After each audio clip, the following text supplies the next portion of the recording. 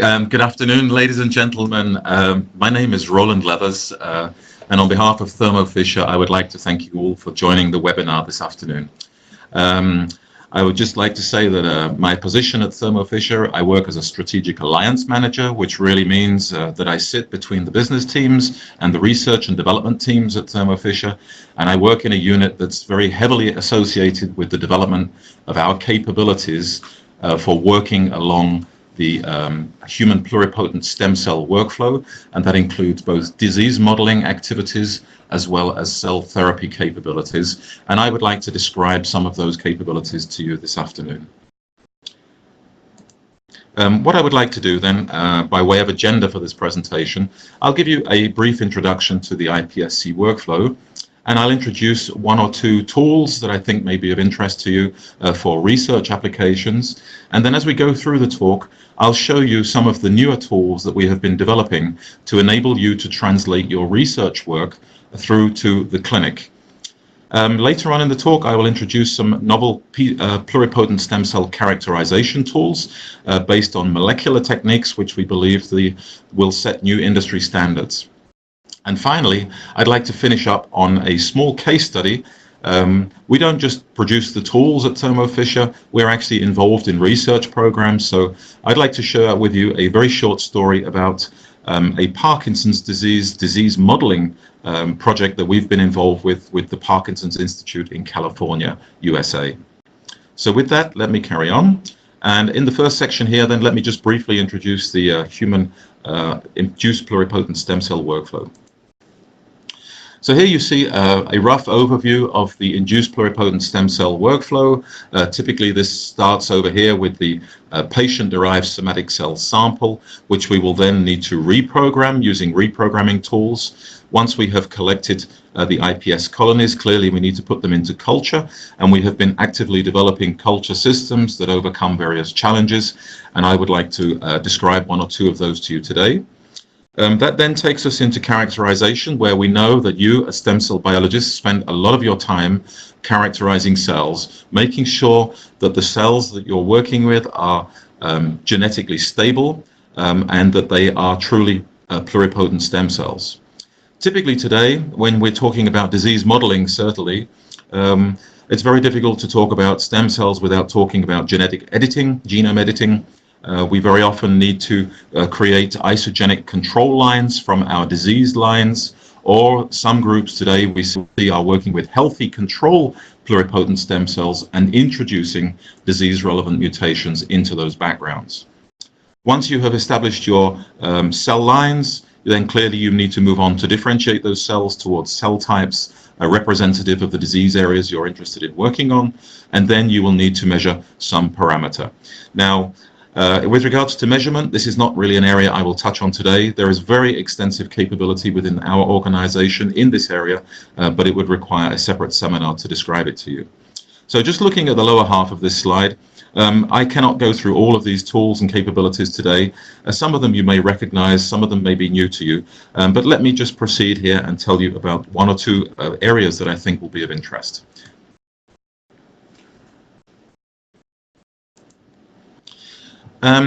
In addition to providing you with reagents and tools to be able to perform this work in your own laboratory, I would just like briefly to say that Thermo Fisher also runs a very extensive service organization. So we actually use the same tools every day to perform service work. And in this case, I'm showing you a description of our stem cell services, in which we would take somatic cells from partner organizations, clients, and perform reprogramming steps on their behalf, genome editing steps on their behalf. We perform and validate differentiation. We can create master banks, freeze those banks of cells, ship them back to you, or we can go on to do assay development. And we even run 2 full high-throughput screening laboratories and can perform drug screening studies on cells derived from stem cells. In the first section describing technologies, I would like to highlight somatic cell reprogramming briefly. This is clearly the step in which we take the somatic cell, maybe from a diseased patient, and we will introduce the so-called Yamanaka factors, transcription factors, which once expressed inside the cell will cause that cell to revert back to the induced pluripotent stem cell state. We provide you a number of options for doing this. There are a number of episomal systems, which I'll just describe briefly. We have the original episomal vectors that Jamie Thompson in Madison, the discoverer of embryonic stem cells, used in his early work. Those are available to you. We also have the episomal vectors, so known as Epi5, from the Yamanaka lab. So those are two very nice episomal vectors. Obviously, they're based on DNA constructs. But the system I'd like to describe today is known as the Cytotune Sendai Reprogramming Kit. It's definitely the tool which has been the most used throughout the industry, and certainly one of the most published as well.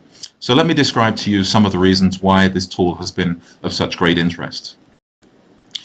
Firstly, the Sendai virus is a negative-stranded RNA virus that is non-pathogenic to man, but exhibits very broad tropism. And that means that we can essentially take any starting cell type, typically fibroblasts, CD34 positive cells, or PBMCs, T cells, etc. There are many examples in the literature where groups have taken virtually all somatic cell types to be able to reprogram back to the induced pluripotent stem cell state. The reason this system has become so interesting is because it really overcomes some of the early challenges that were recognized in this field. Notably, groups don't really want to work with DNA constructs because they have a tendency, or they could, integrate themselves into the genome of your diseased patient line, thereby bringing about genetic changes to the pathology that you're trying to study.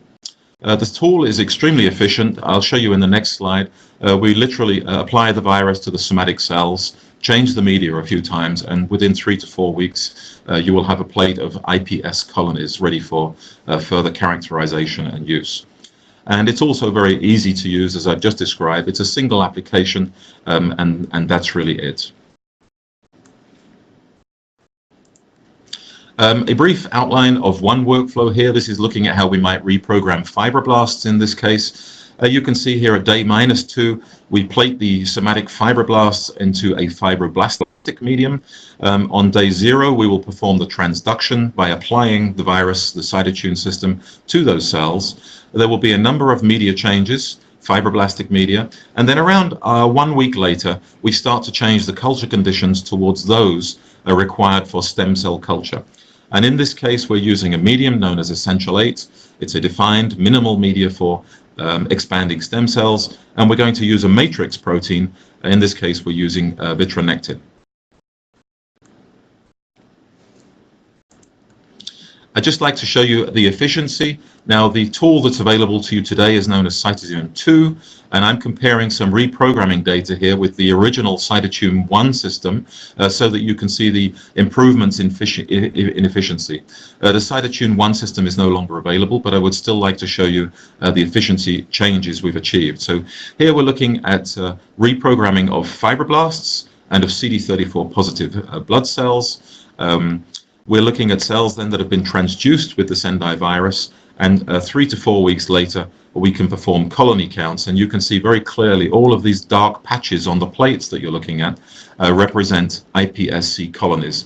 So generating today iPS from somatic tissues really has become quite simple. What do we do with these iPSCs typically then in terms of applications? I guess there are two main areas. The first one, which most people today are involved with, we know is known as disease modeling, or eventually drug discovery, typically a research use application. We would typically start then with diseased or somatic cells from a diseased patient that we would like to study in the dish. We will apply the reprogramming factors through the use of the Sendai system to generate the iPSC colonies. Typically, at this stage, if you're working on a simple genetic disease, you will need to do some genetic engineering to revert the disease-relevant mutations back to wild type to create what are known as isogenic controls. So these are perfectly matched controls to the diseased tissue that you're working with. We will then differentiate those cells towards the cell types relevant of the disease that you're studying, characterize the disease-relevant phenotypes, And then using molecular approaches, we can look for molecular targets and try to identify the pathological mechanisms underlying disease. In some cases, this may enable you to identify targets that may be used as potential drug screening candidates. So you may go on to perform screening in a dish. And what we are seeing lots of today as well is the use of stem cell derived cells such as neurons, cardiomyocytes, renal cells to perform toxicity studies on those lead compounds to study potential toxicity. So that's one application area. And then, of course, the second area is in translation to the clinic. So we're seeing an ever-increasing number of groups who've been performing research work but would like to now to use their pluripotent stem cells in a more clinical context. So using the cells themselves as drugs to replace tissues which are not correctly functioning in man and to give them back the function that they deserve. Clearly, we will start by performing the same reprogramming events that you see here in the slide. We will perform the differentiation towards the cell types relevant to the disease we're working on. And of course, because this is a clinical context, we need to think very carefully about the quality control measures, the purity, the activity, and the safety of the cells, which will then be transferred back to the patient as a therapy. Now, on the right-hand side of the slide here, we can see a number of disease areas, which if you look into the literature, or the press even, you will find that many groups are working on the potential applications of using pluripotent stem cells to generate cures or treatments for various disease areas. Most recently, there's been a number of examples regarding the eye. So groups in the RIKEN in Japan, as well as London, the London Eye Project, have been looking at generating retinal epithelia from PSCs that are then transplanted to the back of the eye. And here's a couple more examples. So there are examples from Asterias Biotherapeutics working on oligodendrocyte-based treatments. I mentioned the RIKEN briefly.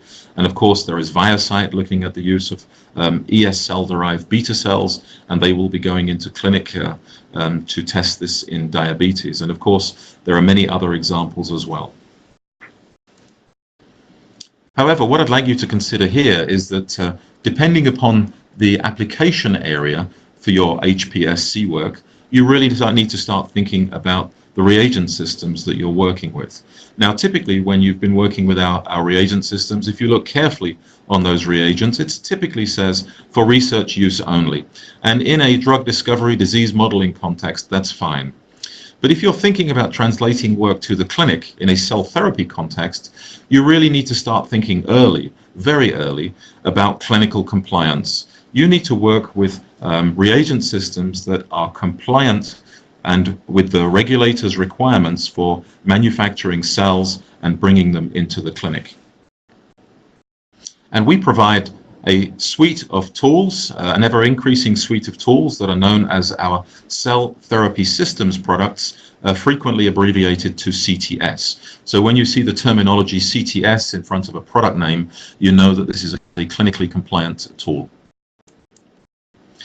I would like to take a segue here, just briefly, a step out of the pluripotent stem cell workflow, just to tell you about some general cell therapy capabilities within our organization.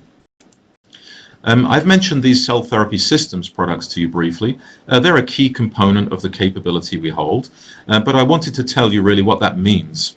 And so, just so you're aware, all of these CTS type reagents have all been manufactured in conformity with CGMP medical devices. They're all manufactured in FDA registered manufacturing facilities, and they also provide to you very extensive safety and QC testing, which goes over and beyond what we would provide for a research product. You will also receive full traceability documentation in terms of certificates of analysis, certificates of origin, as well as a drug master file that has been registered for each product with the FDA. And I can assure you that these products have already been used since many years now in the development of many cellular therapies and are already used in cells that have gone into the clinic and that are actually commercially available today. However, from a regulatory standpoint, I will just clarify that when we talk about cell therapy systems, reagent systems, these are all classified by the regulator as ancillary materials. This means that they are reagent systems that are suitable for the use in the manufacturing of cells, but they should not be used in the final formulation of the product itself. And there is a difference here with regards to what we call the intended use statement. So on all of these reagent systems, it says that you have the rights to use these reagents in the manufacture of cell and gene therapy type products. So these are the principal differences between a cell therapy systems product and a research use only product. And I'm glad to say that we have extensive suites of research use only tools, and we try to match them with clinical grade CTS products wherever possible. So here's a little bit more definition around the differences between a CTS type tool and a research use only, RUO.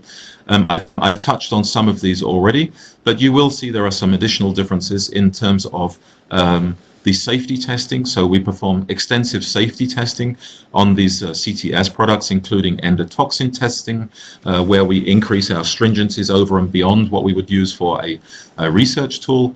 We perform mycoplasma testing using the latest molecular techniques, notably qPCR, etc., etc. Wherever possible, we try to move these systems towards xeno-free systems, or even better still, towards animal origin-free systems completely. So I've touched in terms of our capabilities really on some of these pre-qualified reagent systems, CTS, and of course to get us to this position we need very extensive quality management systems in-house. That's very important for you to know if you're looking to move with our tool sets towards the clinic. But it may also be of interest to you to know that we have custom options that we can provide and scalable solutions. So we've been associated with the bioprocessing industry for many years now and have capabilities to support the development of your media systems at clinical grade and at scale. You may not be aware, but Thermo Fisher is actually one of the world's leading providers of services to the clinical trial area, so we can help in supporting and managing your clinical trials. And we also manage the logistics and supply chain of raw materials used in manufacturing, as well as the end product themselves. So we biobank cells to be used in therapy and then ensure their efficient distribution to hospitals or sites of injection.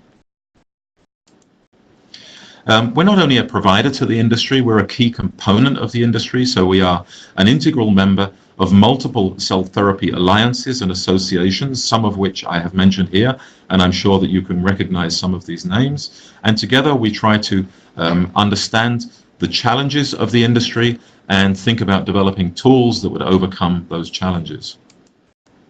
So here's a list of recognized cell therapy industry challenges. I don't have time to go through all of these today, but if you are in a position where you're thinking about translating your work to the clinic, these are certainly steps that you will need to think about, and we'd be very happy to have a discussion with you to help you understand how we may play a role.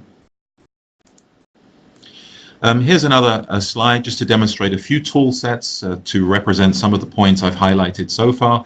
I've mentioned the cell therapy systems tools that will be of use to you in translation. Here we're looking at some of the scalable and custom solutions, including single-use technologies, etc. Clinical trial services, which I will not really be going into, including biobanking. I'll show you a slide in just a moment to give you a feeling for scale.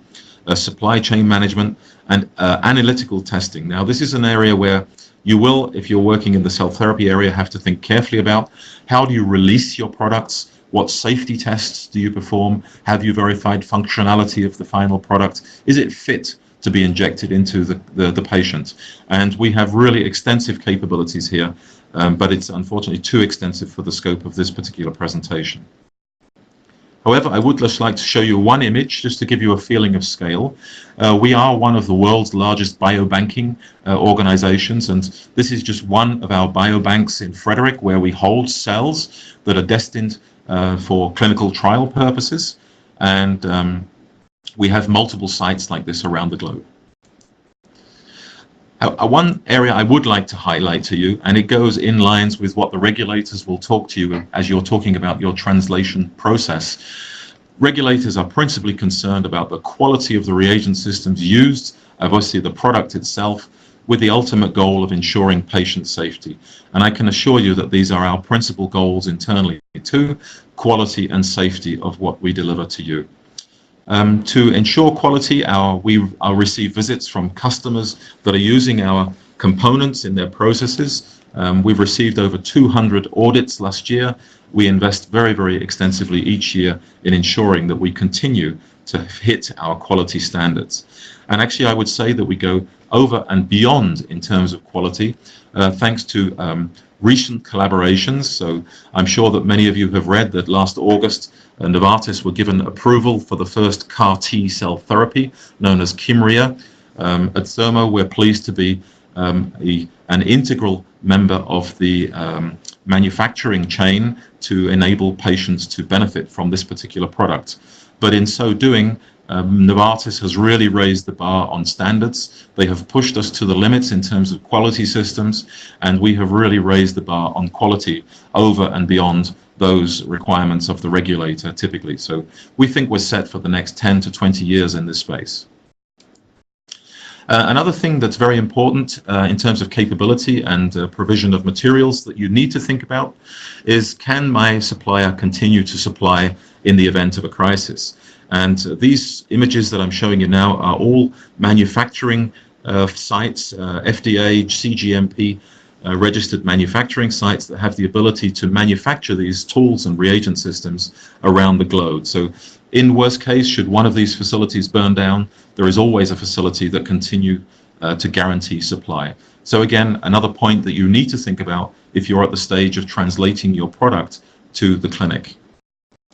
And with that, I'd like to step back into the human pluripotent stem cell workflow and go back to the question of reprogramming and show you a recent tool that we have developed that brings clinical compliance to reprogramming. So it's now possible to induce the pluripotent stem cell state from your somatic samples using clinically compliant reprogramming tools. Just a few months ago, we've released a tool known as CTS Cytotune. So you can see it's based on the Sendai system that I described recently, but it also carries these magic 3 CTS letters in front of it, cell therapy systems. So this is a clinically compliant reprogramming virus, which carries all the benefits of the previous Cytotune 2 system that I elaborated for you.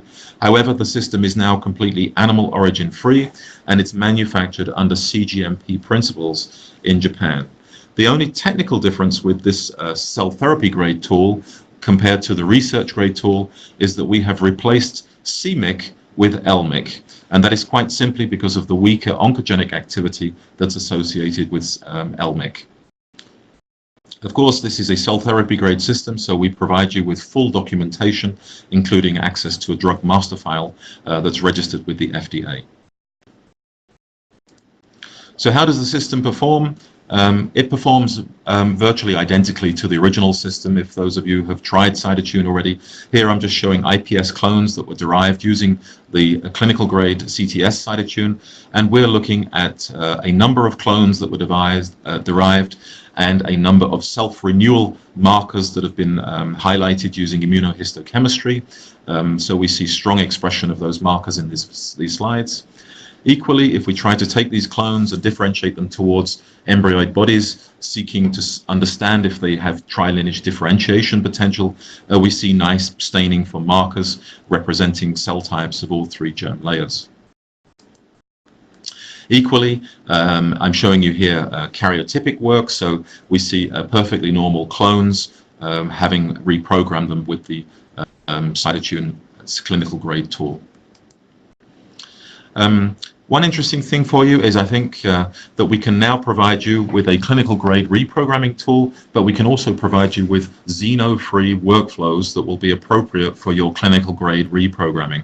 So I'm just showing you here briefly on this slide the xeno-free workflow for reprogramming fibroblasts, under which we will culture fibroblasts under the appropriate xeno-free conditions while reprogramming those cells.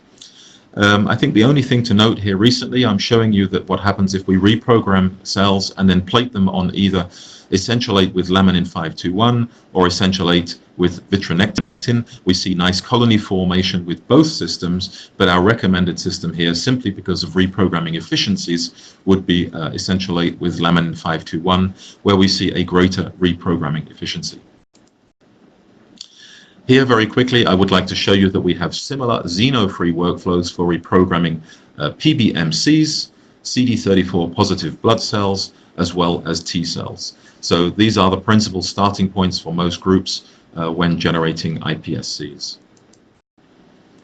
Of course, having generated your iPSCs, you then need to think about culture systems, and be that in the research area or the clinical area. And I would like to start by showing you two research-grade media systems known as the essential media systems, and a newer tool that meets up to various challenges that we've seen in the field known as StemFlex. Here's an overview of the current media situation within Thermo. So we provide you with a number of options, and really what we've done over the last years is to try to provide you solutions that take you away from needing to use fetal bovine serum or mouse embryonic feeder layers towards systems that enable chemically defined culture. You may have heard of Essential 8 medium. We have a more recent version known as Essential 8 Flex. The main difference here is that our colleagues within the Gibco Formulation Sciences team have managed to stabilize FGF within the formulation. So we have not modified FGF, we have simply just managed to stabilize it through formulation. The main reason that you change your media system every day when working with pluripotent stem cells is simply because FGF is heat labile under culture conditions. So within a typical 24-hour day, you will have no FGF left in your cultures, and that's the reason why you need to replace media. With the Essential 8 Flex formulation, this is no longer the case. You can actually skip at least 3 days within a week of media changing, just simply because we've stabilized the FGF formulation.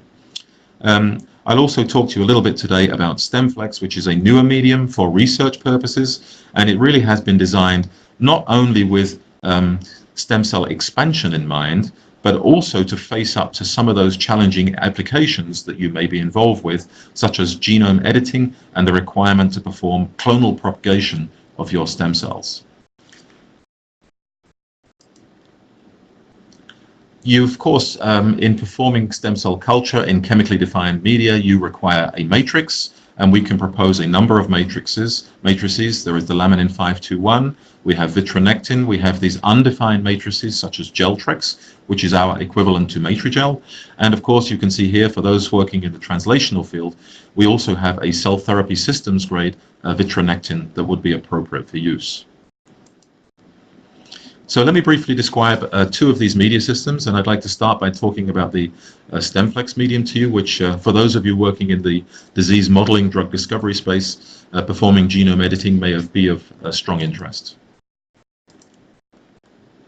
So here's the StemFlex medium. It's a medium that supports feeder-free expansion of human PSCs.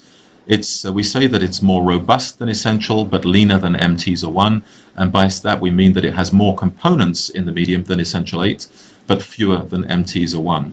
Where StemFlex really excels is in its performance in these application areas that I've just touched on briefly. So genome editing applications, where single-cell passaging is required, and notably in areas of post-thaw recovery. So you will see excellent recovery of cells in this particular medium.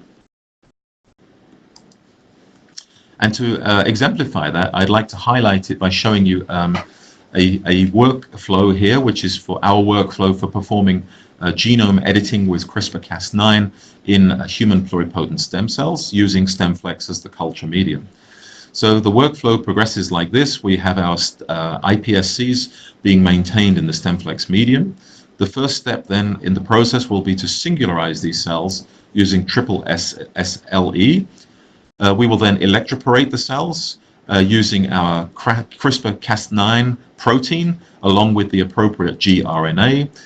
Stem cells don't like being electroporated, so we need then to leave them to recover. And during this recovery period of 2 passages, we will typically harvest some cells to perform an initial analysis to understand how efficiently we have introduced double-stranded breaks into those cells.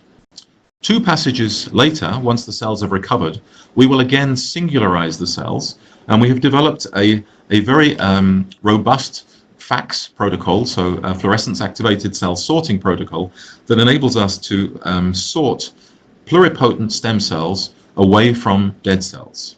And we can plate those cells now into multi-well plates, and I'll show you an example here where we have plated 1 cell per well in 96 well plates, 3 cells per well, or 5 cells per well.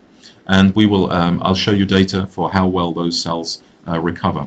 Of course, the end step in this workflow would be to isolate clones that have been generated from our single cells. We can then perform sequence validation to verify if we have been able to introduce the edit of interest in a heterozygous or homozygous way.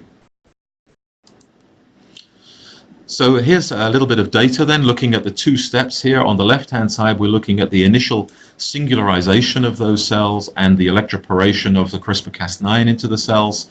And then we're going to plate those cells at 100,000 cells per well, per plate, sorry, in 3 media systems, MTESR1, StemFlex, and Essential 8, and just allow the cells to recover. And I think you can see from these light blue boxes here that recovery in the StemFlex medium is significantly faster than in all the other media systems tested. So that already gives us a preliminary indication that StemFlex has abilities beyond simply expanding cells. Where it really comes to play is in the second stage here. We've allowed the cells to recover. We singularize them again for FACS cell sorting. We perform the FACS cell sort where we're looking to isolate viable pluripotent stem cells and separate them away from dead cells. We plate them at 1 cell, 3 cells, or 5 cells per well in a 96 well plate in StemFlex, and we follow the expansion of those colony or those cells. And I think you can quite see again quite clearly here from these light blue bars that we see very good expansion even from single cells in a well compared to the other media systems. And this is really where we see significant improvement, and for us internally in our gene editing workflows really has accelerated the entire genome editing process, because we can now go into these clonally propagated cells, perform a quick sequencing run, and find our heterozygous or homozygous edit very rapidly, instead of having to triage heterogeneous colonies as people were doing previously. This next slide explains one of the features I described briefly, which is this flex feature. I mentioned that Essential 8 Flex has the stabilized FGF, but our StemFlex also carries the same formulation in that we, through our GIBCO formulation sciences team, we can stabilize FGF, and I'm showing you the functional activity of FGF from different media systems here, including MTESR, Essential 8, Essential 8 Flex, and StemFlex. And what you can see quite clearly is that within roughly a day, there is no more functional FGF in the culture for Essential 8 and MTESR1, but for the StemFlex and the Essential 8 Flex, we have drastically extended the half-life, which means that in the course of a typical passaging week or routine, we can skip several days. So here what we're doing is passaging, for example, on Monday, we feed on Tuesday, we can skip feeding on a Wednesday, we passage again Thursday, we do a double feed on Friday, and we do not need to change the media on day 6 or day 7. We've performed very extensive studies around this, long-term studies, and to date we have seen no genomic changes and no loss of pluripotent state or other functionality. The second medium I'd like to describe is a research-grade medium called Essential 8. It's been around a little bit longer than StemFlex, but it's used extensively in the industry. But there's an interesting story behind this medium that I'd like to share with you. MTESR1 was actually developed by a group in Madison, USA, the group run by Jamie Thompson, who is the discoverer of embryonic stem cells. So it's his team who developed the original MTESR1 formulation. However, their group became so frustrated with the variable performance of this medium that they set about developing a totally new medium that would support PSC expansion using a minimal number of components. And that work was published back in 2011, and the formulation that they developed was known as E8. We then subsequently commercialized this under the name of GIBCO Essential 8, and this has now been available since a couple of years. So what Essential 8 medium brings to you then is a feeder-free, xeno-free, pluripotent stem cell culture medium that's what we call a minimal media. It contains really just those components that are required to sustain culture growth and culture health. It brings consistent performance and robust performance. It's actually a very cost-effective solution to maintaining stem cells. And we're now, 2 or 3 years later, we actually have quite an extensive track record having this medium published, has been quite published extensively. In this slide, we're looking briefly at the what I mean by a minimal medium. So you can see just 8 components of the Essential 8 formulation here, and I'm comparing it to MTESA1, which has around 20 components. Of course, 2 of the 8 components are factors required to maintain the stemness of the culture. But there is no BSA in Essential 8, and that essentially removes the variable performance of the culture system. So Essential 8 is actually part of a small family of essential media systems comprising Essential 8 for expansion and Essential 6, which contains the same 6 basic reagents, but without the growth factors. So this media is typically used by groups to do things like reprogramming work early on, or subsequently to do embryoid body formation, where we have removed the factors from the media to stimulate the development of the 3 germ layers. So what's the next development in this story? Well, just last week, I'm pleased to say that we've relaunched the next member of the Essential 8 medium family, and this is known as CTS Essential 8. So this is now a clinically compliant pluripotent stem cell expansion system for your PSCs. So what is Essential 8 or CTS Essential 8 medium? It's a version of, it's actually the same media that we had before, except it's in a CTS, clinically compliant form, and to our knowledge it's the only globally available animal origin-free PSC culture medium today. And of course, by having an animal origin-free composition, this pleases the regulators because it reduces the risk of introducing adventitious agents or animal viruses. The product is accompanied by full documentation, so we can provide drug master files for this tool, as well as complete certificates of origin and analysis. And of course, it's manufactured to CGMP principles. If you are working with our research use research use system today and would like to transition to the CTS version of the medium, it's a fairly straightforward process, as I'll show you in a couple of slides' time, but we can literally go over the space of one passage from the RUO formulation into the CTS formulation. So here's a table describing the key differences then between CTS Essential 8 and research use only Essential 8. Some of these I've already elaborated on, such as the drug master file, animal origin free composition, but you will see down here a couple of other safety parameters. So for the CTS version, we're now using a qPCR-based mycoplasma test to ensure that the system is mycoplasma-free, and we're also increasing the bar on endotoxin testing. So the stringencies here are significantly higher for the cell therapy grade medium compared to the research grade medium. Importantly for you as potential end users of this system, the intended use statement has changed too. So the original tool was for research use only, and now the intended use statement on the CTS product is for research use or manufacturing in cell and gene therapy manufacturing processes. So this is the next member in the workflow, but of course, if you are working in this space, you need cell therapy compliant tool sets to work across the workflow. So I'm pleased to say that we can now take you from xeno-free workflow conditions, for example, for fibroblast culture, through reprogramming, through expansion, cell therapy compliant passaging routines, and we also have cell therapy compliant cryopreservation tools that you can use to freeze down your cells. So what's it like to work with this medium? We've done long-term studies on the CTS version of Essential 8, of course, and here I'm just showing you some pieces of information such as staining for staining and expression of self-renewal markers. I'm showing you G-banding information here, so typical karyotypes, and I'm also showing you a new molecular karyotype, which is a karyotype that you can actually generate in your own lab, and I'll develop that story in just a few slides' time. Of course, we need to know about differentiation potential too. So here is some staining information showing that if we take cells maintained in the CTS essential 8, we can differentiate them to cell types that are representative of all 3 germ layers. What's the morphology like? Well, if you've worked with cells in the essential 8 medium, you will essentially see virtually no difference whatsoever between the morphology, the colony morphologies, in the new CTS version of the tool.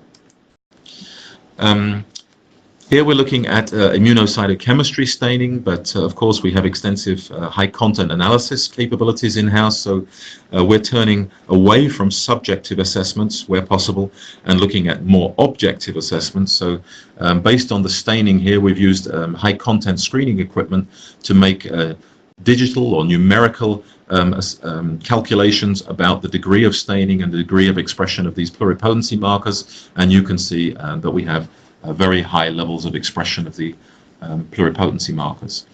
Equally, on the right-hand side here, we've been using genome-wide expression profiling with some of our Affymetrix tool sets to be able to then plug those data sets into the pluritest pluripotency algorithm, which we know is popular amongst many groups to determine the state of pluripotency using molecular approaches, and I'll mention that again in a couple of slides' time too. For those of you working with the research use only tool set today, if you have cells that have been banked in essential 8 medium, you can thaw them directly into the CTS formulation without seeing any changes. Equally, if you're passaging cells in the research use only essential 8 medium, over the space of a single passage, you can move those cells quite happily into the CTS formulation. Okay, and that allows me now to step from culture into characterization, which is a key part of the stem cell workflow. We know that you spend extensive amounts of time in this space, and we understand and know that it's extremely important. So we've been working to develop tools that will further enhance capabilities in this area. Now, what I'm trying to show with this slide is that stem cells or iPS cells may be used or generated. Of course, having generated them, they need to be characterized, but their use then may be either in a cell therapy workflow or in a disease modeling workflow, but either way we will have to perform extensive characterization. And on this slide I'm just trying to show some of the areas where characterization may be involved, so certainly post-reprogramming, and in the iPSC bench to bedside approach, so in the clinical context, certainly before generating master banks of cells we will need to perform extensive characterization, just as we will once we thaw those banks ready for downstream use. The kind of characterization that most groups are doing is looking to confirm pluripotency as well as differentiation potential. Many of these methods rely on staining or enzymatic based procedures. Many are quite easy to use but fairly subjective in their assessments. So what we've been doing is to try to use more molecular approaches in our characterization work. Of course, if you are working in a stem cell core, this becomes even more important because you need to be able to identify your parental lines using genotyping approaches and ensure the genome integrity of your lines, as well as any derivative lines that you may be using in downstream workflows. What's the consequences of not assessing your work for genomic instability? Well, I think if you backtrack through the literature over the last year, you will find quite a number of publications that have described genomic instances of genomic instability that have been observed in iPS cultures that have been maintained in certain media systems over longer periods of time. And of course, the consequences of not assessing genomic integrity are multiple, but here's just one example where a group were forced to retract their publication because subsequent work showed that there were genomic instabilities in their lines that they were working with. So what kind of tools am I talking about? These are the three tools, fairly new, that I would like to describe to you very briefly. The first of which is known as the Applied Biosystems PrimeView Global Gene Expression Assay, in which we form a we perform a genome-wide expression analysis to assess, using cloud-based algorithms, the pluripotency state of our iPS colonies. The second is a tool that we've developed with Harvard Stem Cell Institute known as the TACMAN iPSC scorecard system, in which we will use qPCR to analyze the expression of a limited number of markers, early germ layer markers that are selective for endoderm, ectoderm, and mesoderm, and allows us to make rapid assessments of tri-lineage differentiation potential. And thirdly, I would like to mention briefly the new karyostat assays, which provide us with an array-based tool for making assessments about genomic stability, and that means that you can actually generate your own molecular karyotypes now using this tool, as well as gaining full genotype information, allowing you to make assessments about sample identity. So let me just quickly elaborate each of those three systems for you. The first being PrimeView, which is our whole transcriptome analysis system, where we'll be assessing greater than 36,000 transcripts and variants against a sample population of over 450 samples. The data that you extract from this gene chip work is uploadable into the cloud at a website that enables you to access the pluritest algorithm to enable you to assess the state of pluripotency of your iPS colonies. The tools required are the gene chips themselves, which are available in single gene chips or in these 16-chip array formats. You need the qualified reagent systems. You need some specific instrumentation, which I'll come back to in a moment. So the GSC 3000 system or the Gene Titan. And again, once you have generated the data from these systems, you upload it into the pluritest algorithm for an objective assessment of pluripotency based on genome-wide transcription profiling. And this is an example of the kind of data that you will receive back. So the algorithm provides two scores, a pluripotency score and a so-called novelty score. And of course, what we're hoping is that our iPSC lines are associated with a very high pluripotency score, because in fact the novelty score here that I'm showing is associated with differentiation. So ideally our iPSCs should not be differentiated at all. So again, they should have very low novelty scores and very high pluripotency scores, as shown here. The next tool I'd like to briefly introduce then is for assessing tri-lineage differentiation potential. It's a tool known as the iPSC scorecard. It's based on TACMAN qPCR approaches. It's a kit that comprises 93 gene expression assays that have been specially selected for their sensitivity to early germ layer specification. And it's a tool that we've developed, as I mentioned earlier, with Harvard. There are a couple of very nice publications if people would like to understand the mechanisms or the workings of this system, and the publications go into great detail about how this tool works. Practically speaking, how do you use the tool? You will take your PSC clone of interest and you will take some samples that we will extract RNA from. From the same line, you will also prepare EBs. Here it says 7-day EBs, but we've seen that usually 4-day EBs are sufficient. So now we have the original starting clone as well as EBs.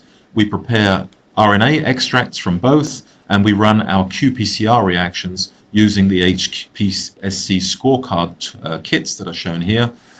We collect the data from the qPCR expression work, upload that into a cloud-based algorithm, and the algorithm will generate the data for us, which I'll show on the next slide. This system is compatible with a number of Thermo Fisher qPCR instruments that are shown here at the bottom. In terms of the data that the scorecard system will provide, I'm showing you data from two clones here. And let's start with the clone on the left-hand side of this slide, where I'm showing data from the algorithm for the starting PSC clone, as well as data for the embryoid body.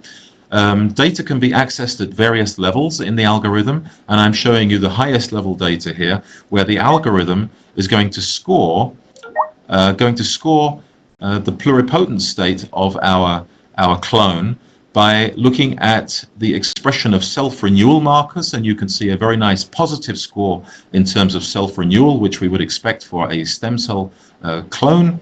And here, equally, for the tri-lineage differentiation markers, there is a negative score, which is what we would expect for the original starting stem cell clone. And now, however, if we look at data for the embryoid body from the same clone, we see now 7 days later a net negative score for self-renewal. This is no longer a stem cell. We've obviously pushed it towards differentiation, and we see strong positive scores for each of the 3 germ layers. So this is what we would hope to see as we differentiate our PSC clone towards an embryoid body. However, what sometimes happens is that we get clones that show lineage bias, and on the right-hand side here, I'd like to show you an example of that, where we have generated a clone. We perform an analysis on the starting pluripotent stem cell clone itself. We see an apparent positive self-renewal score and very nice negative scores for tri-lineage differentiation. So on the surface, this clone looks perfectly normal.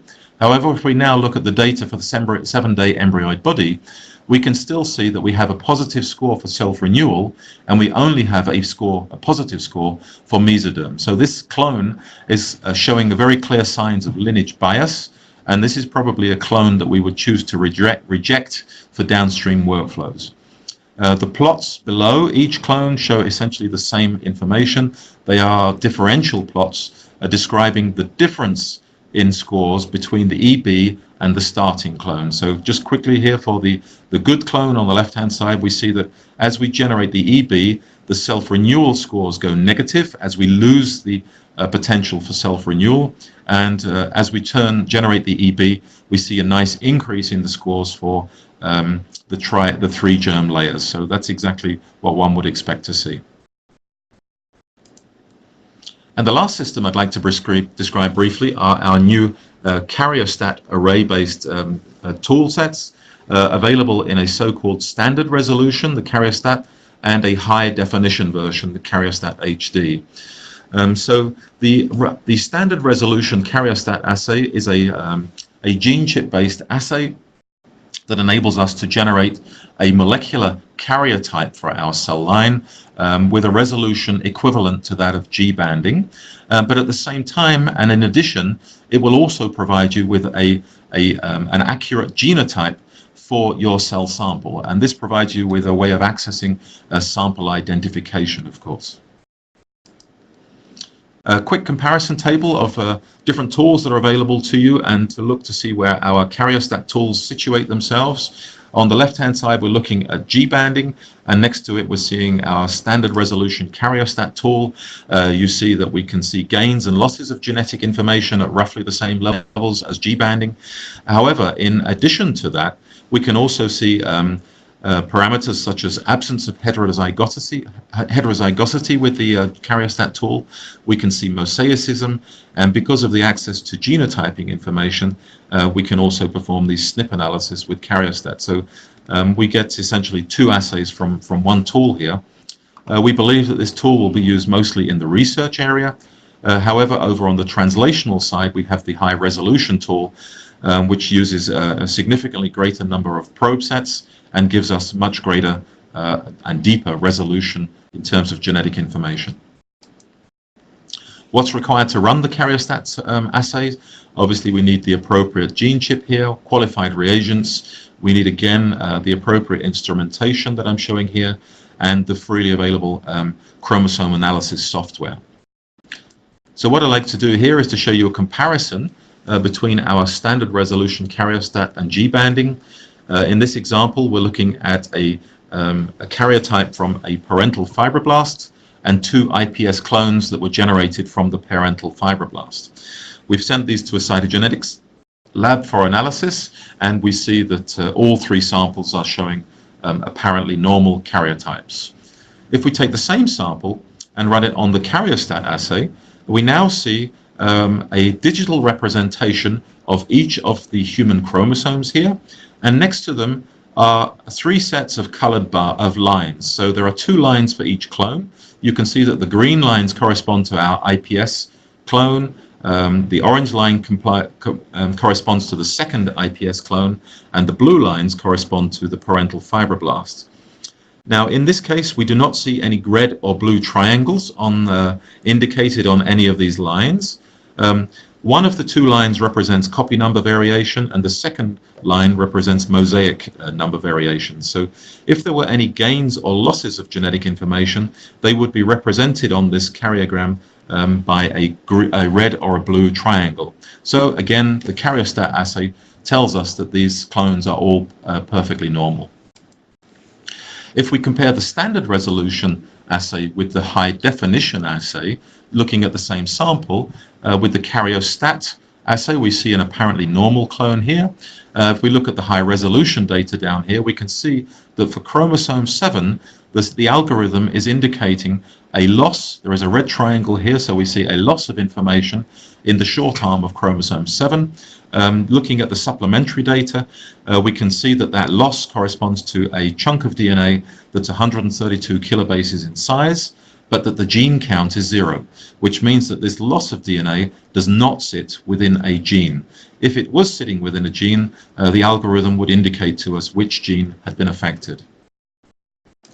So together, we think that these three new molecular tool sets for determining pluripotency, differentiation potential, as well as karyotype and sample identification, together provide you with a really powerful molecular tool set for making objective assessments about the quality of the lines being used in your IPS workflows. I did mention the requirement for specific instrumentation, and so one of the things that we have started as we launch these tools, we are now also providing characterization services. I mentioned at the beginning that we provide extensive services to the field. We're now happy to announce the provision of both karyotyping services using the gene chip-based tool, as well as the TACMAN scorecard services and the pluritest services. Okay, and in my last few slides here, I would like to just very quickly show you an example of disease modeling. We've been involved in a number of studies, and this particular one relates to Parkinson's disease, where we've worked with a specialist group in California who are attempting to develop therapies for Parkinson's disease. So this is one of our collaborators here at the Parkinson's Institute in Sunnyvale, California, Birgitta Schuler, who has access to primary tissues from Parkinson's patients. It's an institute that sees on a daily basis patients coming into the clinic, and next to the clinic is a research unit, which is a great position to be in because this means that they have access to primary tissues from those patients. I will skip this slide, I think, just in the interest of time, and I will just elaborate quickly the collaboration overview so you can understand what we have done in this joint study.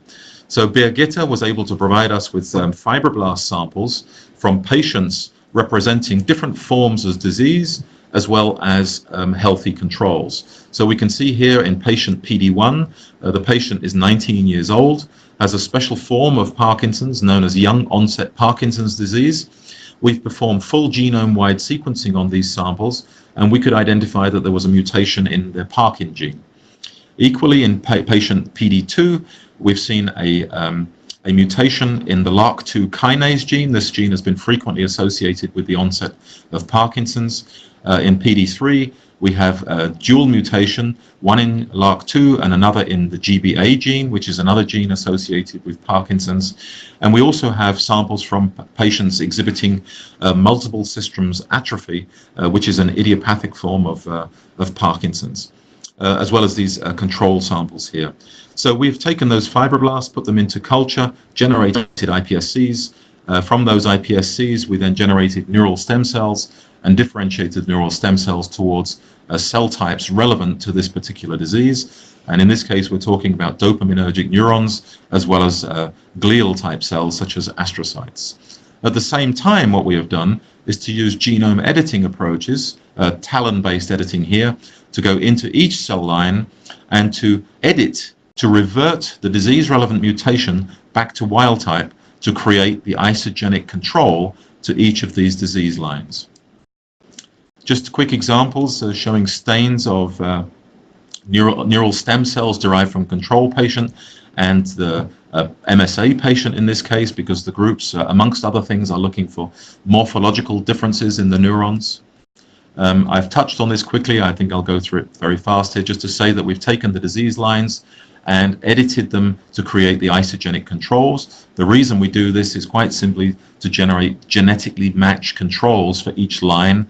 The variation between healthy controls and disease controls is quite often so great that we may lose phenotypic differences of interest, and by generating the isogenic controls, we can now start to see those differences of interest. This provides us at the end of the day with an incredible tool set. So we now have cell lines representing Parkinson's disease, the isogenic controls to those lines, as well as healthy age-matched donors. And of course, we can study cells at different stages. Here we can look at the iPSCs themselves, the neural stem cells, neurons that we've differentiated from these iPS lines, or glial cells. And then we've looked at multiple parameters through this study, parameters that are known to be associated with the onset of Parkinson's disease, such as the metabolic activity of neurons, oxidative stress, mitochondrial stress, and so on. We've gone into our molecular probes portfolio to look for assays that enable us to measure these parameters. We've optimized them for use with these cell types in 384-well plate formats. We've gone on then to do various analyses, and this is just my last slide to show you an example of the kind of data that ourselves and Birgitte at the Parkinson Institute are looking for. On the left-hand side, we're seeing mutated, so diseased cells, and TALEN-edited, so the isogenic control, the match control. These are all in multi-well plates, and we're simply staining with a dye known as nuke blue to count nuclei. So all this first panel of data shows us, do we have the same number of cells in each well? So it's a control. In the middle plate of data, panel of data, we're looking at subjecting our cells, the disease cells and the reverted cells, to certain stresses. And in this case, we're looking at glucose stress. So if you drop the glucose concentration in the medium, they will be under low glucose stress. And we can see here very clearly that in the presence of glucose, the metabolic health, as indicated by this metabolic health indicator, press the blue, it looks the same. However, if we drop the glucose concentrations and stress the cells, we can see that there's a clear difference in response using this metabolic health indicator between the disease line and its isogenic control. So this is the kind of data we're looking for. And then if we pursue this here, in the last panel of data, we're looking at pharmacological rescue. So the particular line being used here is the line carrying a LRRK2 mutation. And here we see all of these bars here are all undergoing low glucose stress. We've got the disease cells as well as the TALEN-edited isogenic controls. And now what we will do, because LRRK2 mutations are known as activating mutations, we will introduce specific LRRK2 inhibitor to see what happens when we suppress the activity of this extra activity of LRRK2 under the conditions of low glucose. And we can see quite clearly that when we introduce the LRRK2 inhibitor, that we see a very nice recovery of cell health under low glucose stress. So this is just one difference that we've been able to identify between the disease lines and the TALEN-edited isogenic controls. And this is now the starting point actually for a drug development campaign. And we've also been successful at identifying a number of other differences in phenotype that could possibly be exploited one day as other starting points for drug discovery. And I'll just finish by showing you the starting diagram again. So extensive capabilities across this workflow for both research purposes, disease modeling, as well as translational purposes and into the clinic. And with that, I'd like to thank you for taking the time to listen into this talk today, and we'll be very happy to hear from you with your questions. Thank you very much indeed.